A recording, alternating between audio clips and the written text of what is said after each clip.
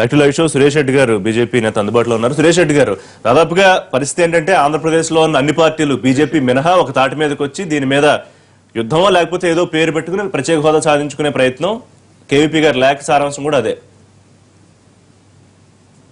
రిషి గారు, మీ ద్వారా నేను ఒక విషయం మనవి చేస్తున్నా సార్. చెప్పండి. వాళ్ళు మాకు వ్యతిరేకంగా మాట్లాడుతున్న సందర్భంలో మేము ఓపికగా వింటున్నాం. ఇది ప్రజాస్వామ్యం. కాబట్టి మాకు ఇచ్చిన టైంలో మేము ప్రజలకు మీ ద్వారా కొన్ని విషయాలు నిజాలు చెప్పాల్సిన అవసరం ఉంది. వాళ్ళ తప్పకుండా ప్రజలు కూడా ఎదురు చూస్తున్నారు. రామచంద్రరావు గారి యొక్క నిజాయితీని గురించి మేము ప్రజలకు చెప్పాల్సిన పరిస్థితి లేదు. టీడీపీ వాళ్లే అనేక రోజులు రాజశేఖర రెడ్డి గారి అవినీతిలో ప్రధాన పాత్ర ఆయనదని చెప్పి దోపిడీదారు ఆయన గురించి మేము మాట్లాడాల్సిన అవసరం లేదు. ఇప్పుడు ఆయన పర్సనల్ వ్యవహారం కాదు, ఆయన పర్సనల్ వ్యవహారం కాదు మనం మాట్లాడుకుంటోంది. ఇవాళ అసలు టీడీపీ వాళ్ళు ఎందుకు కేవీపీ రామచంద్రరావు మీద మౌనంగా ఉన్నారు మాకైతే తెలియదు. మా ఉద్దేశం ఏంటంటే, పురంధరేశ్వరి గారు మా జాతీయ నాయకురాలుగా పార్టీ యొక్క అభిప్రాయాన్ని మేడం ప్రతిబింబిస్తున్నారు తప్పితే వ్యక్తిగతమైనటువంటి అభిప్రాయం కాదు. పురంధరేశ్వరి గారికి చూసి ఎందుకు ఇవాళ ఈ రాజకీయ నాయకులు జడుస్తున్నారో మాకైతే తెలియదు. అయితే నేనేమంటున్నానంటే, ఇవాళ రాష్ట్రంలో విభజనకి వ్యతిరేకంగా రిజైన్ చేసినటువంటి వ్యక్తిగా ప్రజలందరూ కూడా పురంధరేశ్వరి గారిని అభినందిస్తున్నారు. రామారావు గారి యొక్క కుమార్తెగా ప్రజల్లో విశేషమైనటువంటి ఆదరణ ఉంది. అది చూసి ఈ రోజు వీళ్ళు జడిస్తే దానికి అర్థం లేనటువంటి విషయం. మేము చెప్పేది ఒకటే, ఈ రోజు కాంగ్రెస్ నుంచి బయటకు వచ్చినటువంటి చంద్రబాబు గారు ఇవాళ రామారావు పార్టీలో చేరి ముఖ్యమంత్రి కావాలని లేదా, పాత కాంగ్రెస్ లో నుంచి రఘువీరారెడ్డి గారు బీజేపీలో నుంచి వచ్చి గారు చెప్పండి సార్, ఈ చివరి మాట రఘువీరారెడ్డి గారు చెప్పనివ్వండి సార్. రఘువీరారెడ్డి గారు బీజేపీ నుంచి కాంగ్రెస్ కు వచ్చి వాళ్ళ కాంగ్రెస్ అధ్యక్షుడు కాలేదా? ఎందుకు పురంధరేశ్వరి గారి పైన మీరు ఈ రకంగా నీలాపనిందలు వేస్తున్నారో మాకైతే అర్థం కావడం లేదు. కాదు అని సార్, మీరు దయచేసి లెటర్ గురించి మాట్లాడండి. ఇది వ్యక్తిగతం కాదు, ఇది వ్యక్తిగతం కాదు. పురంధరేశ్వరి గారు జాతీయ నాయకురాలుగా బీజేపీ యొక్క అభిప్రాయాన్ని ప్రతిబింబిస్తున్నారు. అంతేకాకుండా కేవీపీ రామచంద్రరావు గారు చెప్పినటువంటి విషయాన్ని మీకు నేను మనవి చేస్తున్నా సార్. కేవీపీ రామచంద్రరావు గారు ఇవాళ ఈ రాష్ట్రాన్ని 10 సంవత్సరాలు పరిపాలించిన కాంగ్రెస్ టైంలో కీలకమైనటువంటి వ్యక్తిగా, ఆ రోజు రాజశేఖర రెడ్డి గారి ఆత్మగా, ఆ రోజు రాష్ట్ర విభజన జరిగినటువంటి సందర్భంలో ఆయన దొంగాట అడిగాడు తప్పితే ఆయన ఎక్కడైనా రాజ్యసభ సభ్యత్వానికి రాజీనామా చేశాడా? ఆ రోజు ఏమైనా ప్రభుత్వం పైన పోరాటం చేశాడా? సోనియా గాంధీ పైన తిరుగుబాటు చేశాడా? ఏమి చేస్తే ఈ రోజు ఆయనకి రాష్ట్రాన్ని గురించి మాట్లాడే నైతిక హక్కు ఉంది? మేము అదే మనవి చేస్తున్నాం.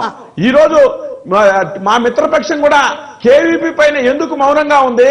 కేవీపీ చేసిన దోపిడీల పైన ఎందుకు ఈ రోజు మౌనం వహిస్తున్నారు? ఎక్కడ ఈ రకమైన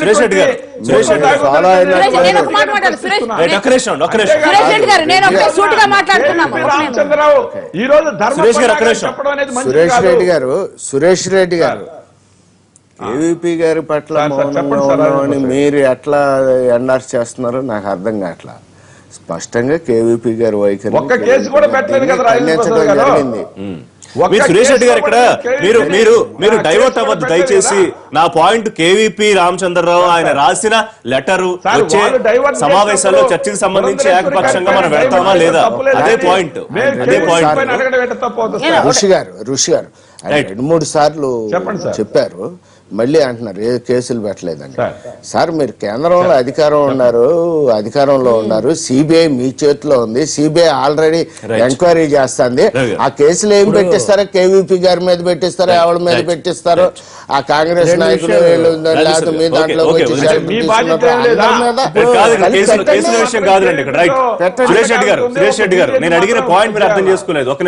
ప్రత్యేక హోదా అనే ప్రత్యేక విషయాన్ని వదిలేసి సాధారణ ఆరోపణలు చేసుకోవడం ఉపయోగం లేదు. నేను వ్యక్తుల విషయంలోకి పోదలుచుకోలేదు. అలాగే విభజన అనేది ఎంత బాధాకరమైన జరిగిపోయింది కాబట్టి దాన్ని హత్య అని ఇంకోటి అని అటు ఇటు మనం 2 రాష్ట్రాలు ఏర్పడ్డాయి. ఇప్పుడు 2 రాష్ట్రాలు కలిసి అభివృద్ధి చెందాలి. అయితే లేదంటూనే సురేష్ రెడ్డి గారు లేదు అంటూనే పురంధరేశ్వరి గారి మీద నాకేం వ్యక్తిగత వ్యతిరేకత లేదు. కానీ ఆమె రాజీనామా చేసి చేరింది కూడా విభజనలో భాగం పంచుకున్న సమాన భాగస్వామి అయినటువంటి బీజేపీలోనే చేరారు అన్న విషయాన్ని కూడా మనం గుర్తుపెట్టుకోవాల్సి ఉంటుంది. కేవీపీ బీజేపీ మీద కాదు, ఎవరి మీద అయినా, జగన్ మీద అయినా, ఇంకోరి మీద అయినా కేసులు మీరు interpretation బీజేపీ సిబిఐ సార్. చేయొచ్చు. సురేష్ రెడ్డి గారు, no running comment, దయచేసి please. సిబిఐ కేసులు నిర్వహిస్తుంది, మీరు తప్పకుండా చేయొచ్చు. ఇక్కడ సమస్య ఆ కేసులు కాదు. ఇప్పుడు ప్రత్యేక హోదా కేసు చూడండి, మీరు తెలుగుదేశం పార్టీ కూడా చేయాల్సిందంటే కేవీపీ లేఖలో ఒకటి ఉంది. మిగతా విషయాలు ఒకరినొకరు ఆరోపణలు ఎన్నున్నా అందరం కలిసి దీనికోసం రాష్ట్రానికి రావాల్సిన దానికోసం కలిసికట్టుగా నిలబడాలి అని. జయలలిత, స్టాలిన్ కూడా ఒకరొకరు సహకరించుకుందాము అని ట్వీట్లు పెట్టుకుంటే లేనిది, ఆంధ్రప్రదేశ్లో పార్టీలకు విభజన తర్వాత రాజధాని రహితంగా ఇన్ని సమస్యలు ఉన్నప్పుడు ఎందుకు తెలుగుదేశం పార్టీ అటువంటి భేషజాలకు పోతుంది? బీజేపీకి ఉన్న అపనమ్మకాలు కూడా తొలగించండి. మీరు వాళ్ళు అంటున్నారు కదా మేము ఇవన్నీ చేస్తున్నాం, మమ్మల్ని పట్టించుకోవడం లేదని.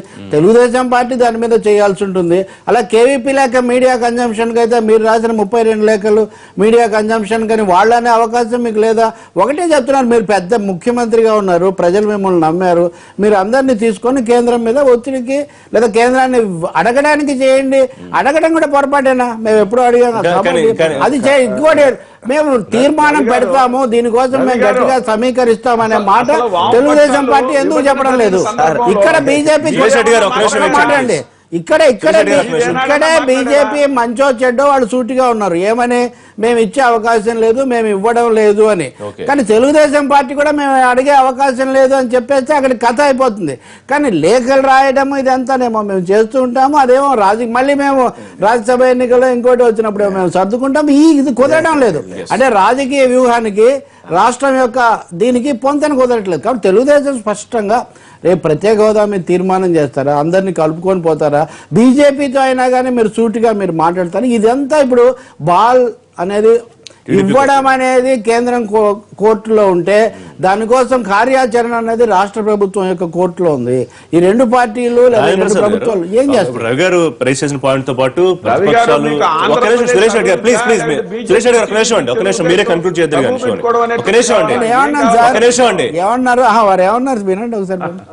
సురేష్ రెడ్డి గారు చెప్పండి, వాట్స్ యువర్ పాయింట్? మీరు ఆంధ్రప్రదేశ్ అభివృద్ధి విషయం అయితే కేంద్ర ప్రభుత్వ సహకారంతోనే ఆంధ్రప్రదేశ్ అభివృద్ధి జరగబోతుంది, జరిగి తీరుతుంది సార్. రైట్. మీరు తెలుగుదేశం పార్టీ ప్రభుత్వం ముఖ్యంగా ఎదుర్కొంటున్న విమర్శ దానికి సమాధానం చెప్పాల్సిన పరిస్థితి ఎందుకు కలుపుకుపోయి ఇప్పుడు నేను ఏమన్నాను? మీరు ప్రకటించదలుచుకుంటే ప్రకటించండి, నా వామపక్ష భావాలు అందులో ఏం మీరు కొత్తగా పరిచయం ఎందుకు వామపక్ష భావాలు ఏం నేరం కాదు. ఎన్నిసార్లు సురేష్ రెడ్డి గారు, రవి గారు ఇవాళ ప్యానెల్ లో ఉన్నది యాజ్ ఎన్ అనలిస్ట్ గా నేను పరిచయం చేసినప్పుడు కూడా అలాగే పరిచయం చేశాను. వామపక్ష భావాలు దేశంలో నేరం పాయింట్ తో జేఎన్యూలో నుంచి హెచ్ఈలో నుంచి పంపించినట్టుగా ప్యానెళ్లలో కూడా ఉండకూడదని చేయదు. ఏంటండి ఏం మాట్లాడాను నేను ఇప్పటివరకు? జరిగిన ప్రక్రియ చెప్పాను, అందులో తప్పుంటే చెప్పండి. రైట్. సురేష్ గారు ప్లీజ్ వెయిట్, మీరే కన్క్లూడ్ చేద్దరు కానీ షోని దయచేసి ఒక నిమిషం వెయిట్ చేయండి ప్లీజ్. కాబట్టి సురేష్ రెడ్డి గారు ప్లీజ్. అవసరం ఉంది. రవి గారు చక్కగా చెప్పారు. మేము మా ప్రయత్నాల్లో ఉన్నాం, అది రాష్ట్ర ప్రజలందరికీ తెలిసిందే. మాది ఓపెన్ మైండ్తో ఉన్నాం, ఓపెన్ డిమాండ్ మాది, అది స్పెషల్ స్టేటస్ కావాలని. అందుట్లో ఎటువంటి రాజీ లేదు. అది ఫ్రమ్ ద బిగినింగ్ చెప్తానే ఉన్నాం, అడుగుతానే ఉన్నాం కేంద్రాన్ని. First point. సెకండ్ పాయింట్కి వచ్చేప్పటికి అలా అడిగి చేసేవాళ్ళు మహానాడులో ఎందుకు డిబేట్ పెట్టమండి, ఎందుకు చర్చించమండి, తీర్మానాల్లో ఎందుకు చేర్చమండి, మరి ఎందుకు అలా మరి రవి గారు అపోహపడుతున్నారు? అదే వస్తున్నాం. మేము అంత గట్టిగా అడుగుతున్నాం అనే కదా బీజేపీ వాళ్ళకి ఇప్పుడు బాధ. వాళ్ళందరు స్టేట్మెంట్లు ఏమని ఇస్తున్నారు? తెలుగుదేశం వాళ్ళు రెచ్చగొడుతున్నారు, వీళ్ళందరినీ వచ్చేస్తున్నారు, ఇచ్చేస్తున్నారు, ప్రజలను తప్పుదోవ పట్టేస్తున్నారు, బీజేపీ ఏదో చేయనట్టు వీళ్ళు ఇంజెక్ట్ చేస్తున్నారని. అదే రవి గారు ఫాలో అవుతా అయ్యి ఉంటారు. మేమేదో గట్టిగా వాళ్ళని అడగబట్టాక వాళ్ళు బాధపడి మళ్ళీ మమ్మల్ని విమర్శలు చేసేది అవునంటారా కాదంటారా? సో వాళ్ళేమో మేమేదో రాజేంద్ర ప్రసాద్ గారు అదే రాజకీయంగా జరుగుతుంది తప్ప రాజ్యాంగబద్ధంగా రాష్ట్రాల పరంగా జరగలేదు. రాజకీయ సంబంధాలు కాదు, రాజ్యాంగ సంబంధాలు.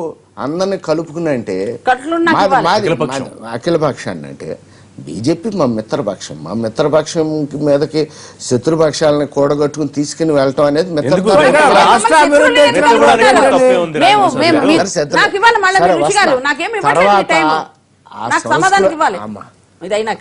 అఖిల పక్షాన్ని కూర్చోబెట్టి మాట్లాడడం Men dominate చేయకండి, నాకు టైం ఇవ్వాలి. నేను ఒకటే మాట చెప్పాలి, ఆగండి. నేను అనేది మేమేమైనా రామచంద్రరావు గారి లేటలో మేము మమ్మల్ని ఇప్పుడు అన్నారు శత్రుపక్షం మేము శత్రుత్వం రావట్లేదు. తమిళనాడు వాళ్ళు స్టేట్ ఇంట్రెస్ట్ కి అందరూ ఎలా కలుస్తారో మేము మీకు కలుస్తాం. మనం తెలుగు వాళ్ళమి ఎన్నికల హామీలు మనం ప్రజలకు నెరవేరుతాం, దానికి మీకు సహకరిస్తాం. మేము శత్రులం కాదు, ఆంధ్రప్రదేశ్ శాసనసభ ఏకగ్రీవంగా తీర్మానం ఆమోదించింది. అందులో భారతీయ జనతా పార్టీ మంత్రులు కూడా ఉన్నారు. కాబట్టి ఇది రాష్ట్రం యొక్క ఏకోన్ముఖ నినాదం. విషయాన్ని ఆలోచిస్తే అందరికీ ప్రయోజనం కలిగే అవకాశం ఉంటుంది. Thank you very much Suresh Reddy గారు, రవి గారు, గంగాభవన్ గారు, రాజేంద్ర ప్రసాద్ గారు. ఇది వాళ్ళ లైవ్ విషయం. మరిన్ని లైవ్ అండ్ పొలిటికల్ అప్డేట్స్ కోసం కీప్ వాచింగ్ ఎన్టీవీ.